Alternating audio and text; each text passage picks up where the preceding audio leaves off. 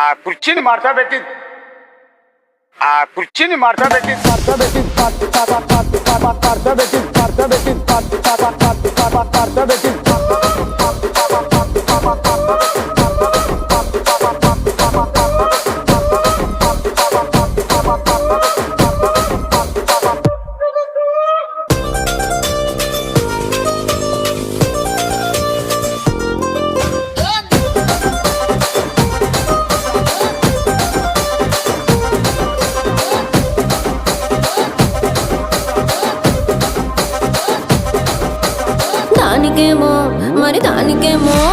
దానికేమో మేకలిస్తివి, మరి నాకేమో సన్న బియ్యం నువ్వు కలిస్తివి.